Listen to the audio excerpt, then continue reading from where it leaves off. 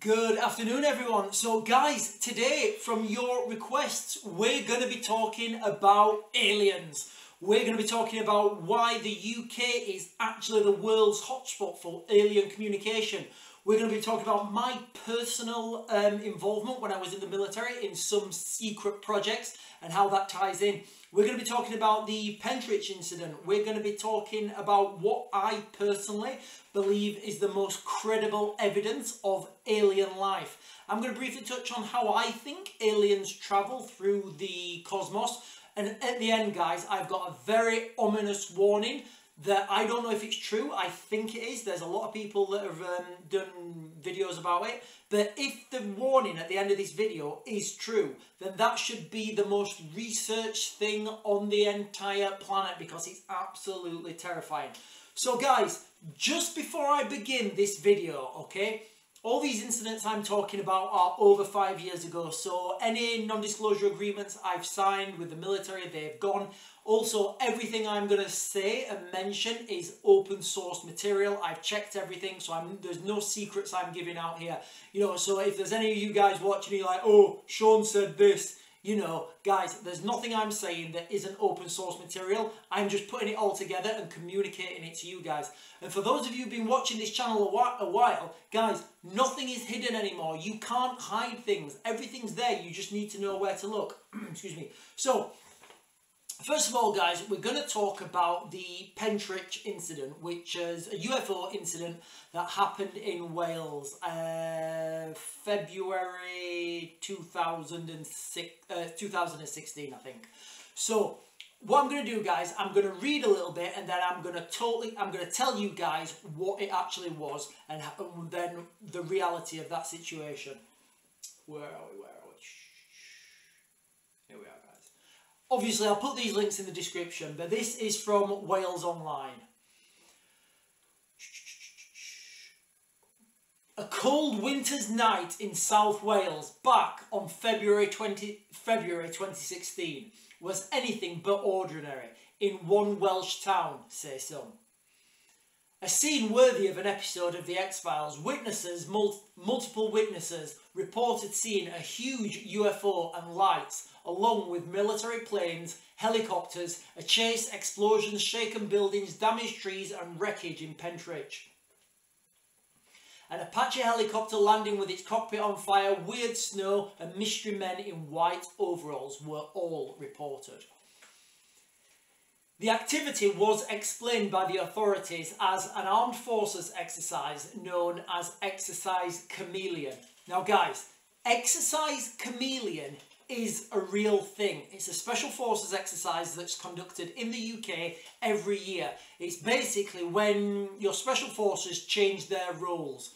So if you've got a black role, which would be surveillance, counter-surveillance, doing things in civilian clothes, also counter-terrorism, that sort of stuff, you then change to the green role. So that would be things like conventional warfare and all that sort of stuff. And of course, you've got your infantry, you've got your naval assets in support, you've got your aviation support, all this sort of stuff. They need to train, they need to relearn those skills that they may or may not have forgot. So that's a real thing, guys. And any access for information with regards to British Special Forces is just not going to happen. You're going to get a blank wall, nobody's going to tell you. And that's the right thing as well. But many still believe it was something out of this world, claiming to have spotted unidentified lights which did not come from the normal idea of a military aircraft. Guys, I always find this fascinating when we're talking about UFOs and aliens and stuff. So let's get this right, okay? The aliens come from another world which is further than we can even comprehend. They managed to get here by some technological advance that we don't have, but they don't know how to turn their lights off. So I always question things when there's lights. It was no exercise. Recalling the events of that day more than 2 years ago, one witness, Kaz Clark, said I can categorically state it was no exercise. So that's what she's saying. Now, I wonder where her experience comes from to categorically state it was no exercise, when I categorically know it was an exercise. I will take a lie detector anywhere for anyone. But what I witness will stay with me for the rest of my life, she said. So whether she takes a lie detector or not, it doesn't matter, because I believe that she believes what she saw. The reality is, as I'll come to now, guys, I'll explain a few things, what it actually was, and how, you know, it's kind of debunked. But then I'm going to tell you the real secret behind it. What is more, the military knew they were coming and had a spotter plane in the air for 2 days waiting for the event. So basically, you know, the UK military knew the aliens were coming and decided to put a spotter plane in the area. Now guys, this is just something you do when you're on exercise. The reason this spotter plane, where it was flying in such a tight circuit, was because of the proximity to Cardiff Airport. Because where this was, I'll put the links in the description, but where this was, it was relatively close to Cardiff Airport. Now, Cardiff Airport have a really good relationship with the MOD and letting them use their airspace. But these aircraft, you know, when these aircraft need to be in the air for a long time, you know, they need to get air-to-air refueled. It's part of the exercise, you know, and that would be a thing that would happen. And they'd be looking for pings on the ground. They'd be looking for electronic intelligence. They'd be looking for maybe somebody's mobile phone signal. Then when they get that mobile phone signal, they can send through their chain of command to go and send for the door kickers. Then they would come in helicopters. And you see how, you know, you have to build this whole picture up. So it's not surprising that this aircraft was in the air for 2 days. Or potentially they changed it out when she was asleep. When it came, 4 planes chased a green object whilst the spotter plane circled. Approximately 6 red oval objects formed a pyramid shape. Now guys, if you get, you know, an odd number of anything, depending on where you look at them, you can always make them into a pyramid. Several red spheres hovered silently above the field until the helicopters came. So guys, back in 2016, the military were using what we understand now as drones. They were using them heavily. You know, they were not secret, but certainly not something that was open source. So if you've never seen one of these, you know, like a DJI, whatever, and you just see a red light up there in the sky, you're going to think that is something peculiar and something strange and something hovering. You know, if you're part of the military, you know, it's just drone 6 or drone 2 or something, or whatever the call sign of that drone is. So that's what that was. Another eyewitness, Mike Henby, claims to have seen red pulsing light followed by 2 more form a triangle descending from the clouds. So now we've got red lights descending from the clouds. Guys, this could be either the drones landing because they've malfunctioned, because, you know, they need to change the batteries or something. Or equally, it could be the guys free falling in and they've just got, you know, safety strobes on their ankles or something to find them in the case if something happens. Guys, the article goes on, but, and you know, the article, you know, I can literally debunk every little thing on this article, you know, but I don't want to take too much time on the article. Now, the real mystery and the real thing, what I've been involved with, is where this base was, South Wales, near an RAF base called St Athan. On one side of that base, you had a Special Forces unit, and on the other side, you had an RAF camp, and in the middle, you had something called the Dara building. It was just a huge hangar. I was actually at that base for a long time. It was a huge hangar. It just said DARA on it. So you've got 2 bases. You've got this thing in the middle. You've got a huge runway. The runway at St Athan actually goes off into the sea, and that's what you find a lot of these secret research facilities. They have a runway that goes off into the sea, because that way they can bring planes in, take planes out without anybody actually seeing them, because they don't go over any populated areas. So that's kind of what I think was happening there. But when I was at the base, you know, when I used to be stationed at this base, you were told in like weekly, monthly briefings, if anybody shows you a DARA ID, you don't question them, you don't search them, you just let them go about their business. So you can imagine now, you've got these 2 bases, both with armed guards on either side. In the middle of this, you've got another base with its own perimeter security, its own guards, and every inch of that exterior fence was on CCTV camera. So we always used to hear strange aircraft coming in and landing. You know, they had their own internal security. You wasn't allowed to search them. So, you know, what was going off in that building? It's my suspicion that it was some sort of DARA, I'd say, Defence Aeronautical Research, something beginning with A. Now, that's the reality of that situation. And a lot of these potential UFOs that were seen around that area, I put them down to experimental aircraft from DARA. So the reason I'm saying this, guys, is to kind of debunk this one and say, if I know this for 100% true, what else can be explained with military bases? What else can be explained? And you know, all these incidents where people are talking about things and people are saying, oh, it's aliens, aliens this, aliens that, and I think, okay, where was it? And I look, and it's right, you know, like a lot of these UFO incidents are seen in military training areas. I struggle to see the legitimacy of that. I'm not saying it's not aliens. All I'm saying is I struggle to see how they always turn up in military training areas. But anyway, so that's kind of that debunked. Now we're going to go on to the more interesting stuff, guys.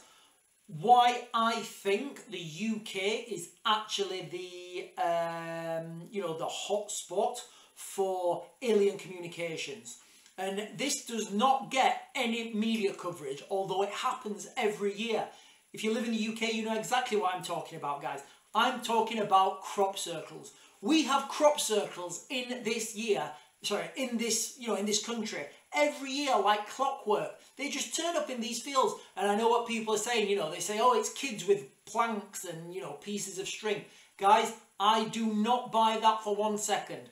These crop circles appear overnight. The phenomenon of crop circles, it seems to me, everybody's trying to promote these incidents like the Pentridge incident that can be easily debunked by, you know, where it is, you know, the military exercises, which it was, you know, these things that can be debunked are getting, you know, promoted. But nobody talks about crop circles. Or if they do, it's like, we don't know, they just turn up, yeah.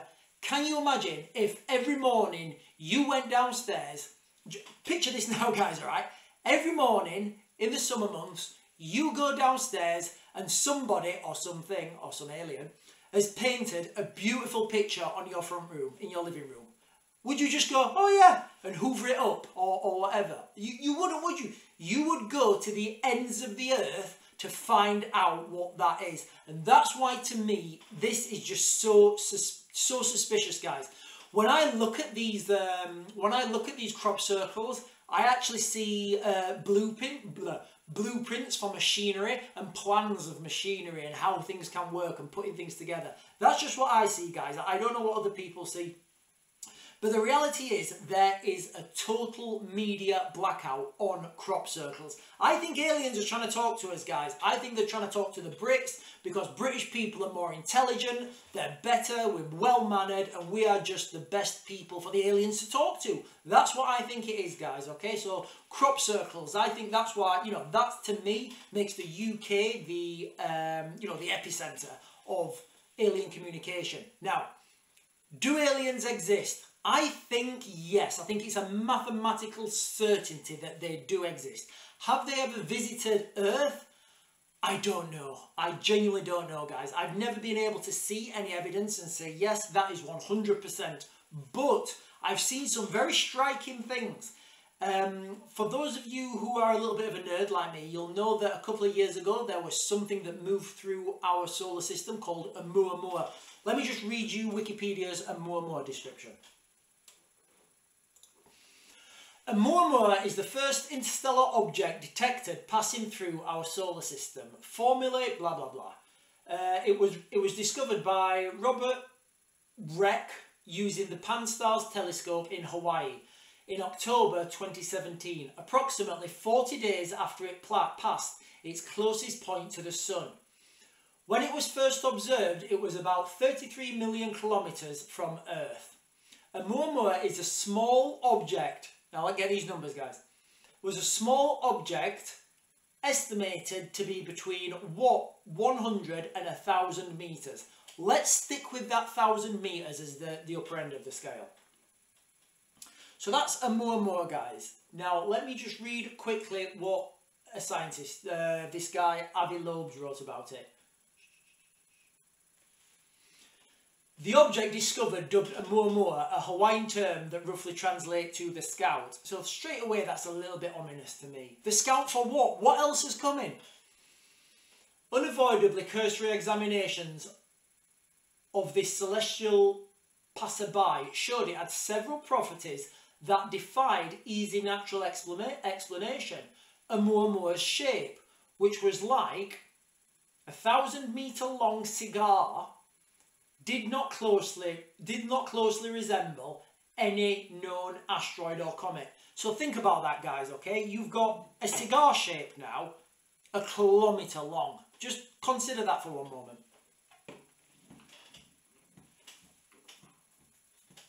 Neither did its it didn't resemble anything. Neither did its brightness, which revealed Oumuamua was at least 10 times more reflective than one of our typical solar rocks.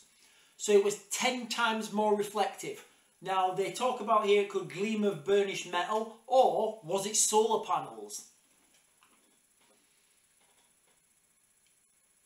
Most strangely, as it zoomed off after swooping by the sun, the object sped up faster than could be explained by our star's gravitational grip alone. So basically, guys, what they're saying is this thing, shaped like a kilometre-long cigar, came into our atmosphere. It was shining like it had solar panels on it. And then when it was going back out to wherever it was going, it actually sped up. So guys, if we say, you know, if we look at, I think, Newton's first law, an object will stay in motion unless acted on by an outside agent or whatever, you know, it's defying the laws of motion unless we say that it's got some sort of propulsion in it. Now, what I think this was an O'Neill cylinder. So for those of you who don't know, an O'Neill cylinder would basically be a big cylinder hollowed out in the middle, and you actually live on this side and it's spinning, so it gives you spin gravity. So inside you would actually have gravity, because like a carnival, when you're spinning round, you're stuck to the walls. So I think that's what this was, you know, an O'Neill cylinder. I'll put a link into the description of an O'Neill cylinder, another British guy, you know, and people, and whoever was inside that, they were just stuck to the sides with spin gravity. At the end of Interstellar, they're all on, you know, they're all on these O'Neill cylinders. So guys, that's what I actually think it was. Now, if there is aliens out there, and I don't know whether they are, guys, you know, but I think they could actually travel, the way they move around could actually be something that we just don't understand yet, and we've just not understood it yet. You know, in the context that, let me give you an example. So hundreds of years ago, whenever it was, you know, when we all thought that the sun rotated around, revolved around the earth, you know, and I think people were hung that said that didn't happen. But what the problem was with the sun rotating around the earth is when we saw other planets, they seemed to be in strange orbits. So we used to have these really weird and technical models on how the other planets move, until somebody came up and said, guys, look, you know, if we go around the sun, everything else makes sense. Everything makes sense, everything fits into order, and it makes everything so much more eloquent. So I think that, you know, there's physics certainly that we don't understand. There's you know, there's a lot of physics that we don't understand. And I think as soon as we understand that, a lot more will become, you know, a lot more will become relevant to us, because we'll understand more. But the problem is we use computers and computer modelling to try and understand stuff. But the problem with that is we put the numbers into the computer modelling to give us the answers that we've given them already. So it's kind of like telling a computer that 5 plus 5 is 11, and then you keep doing the same sum over and over again, and you're like, yes, but it keeps coming out as 11, and we know it's not 11, but it must be, because the computer told us so. So I think that's the problem there, guys, with these computer modelings. Now, guys, the ominous message. I have to leave this on an ominous message. So going back quickly to crop circles. you know, there was a crop circle in the UK. I'll put the links into the description, guys. It was called the... I can't find it. I'll put you the link in the description. I had it on this screen here, but the resolution wasn't right. So a crop circle came down to Earth, and then it had a disc around it, and the disc was binary code. The crop circle itself looks like an alien grey, what you'd expect, and the binary disc that was put down on that crop circle, let me read what it says, guys. And this is, guys, I don't even know whether this is real or not. If this was real, we should stop all wars, we should stop all military funding, we should find out what this means and then go fight with the aliens. So this is what the binary code on the crop circle said. Beware the bearers of false gifts and their broken promises. Much pain, but still time. Believe. There is good out there. We oppose deception. Conduit closing. Can you imagine that, guys? If somebody wrote that message on your... Imagine you come downstairs in the morning and somebody... And that message was on your living room. Somebody had wrote that in a pen, you know, on your fireplace or whatever. Would you just go, oh yeah, that's weird, and just go about your normal daily business? It's absolutely insane, guys. We should be investigating crop circles, and we should be putting more money into interplanetary defense, not just for aliens, guys. You know, there's asteroids, there's comets, there's all sorts of stuff out there that we are not prepared for. We spend billions and billions and billions every year on weapons to kill each other, and not a penny, as I understand, goes into crop circles, goes into, you know, defense against asteroids, defense against comets. I don't know, guys. Tell me what you think, and I'm gonna mag to grid.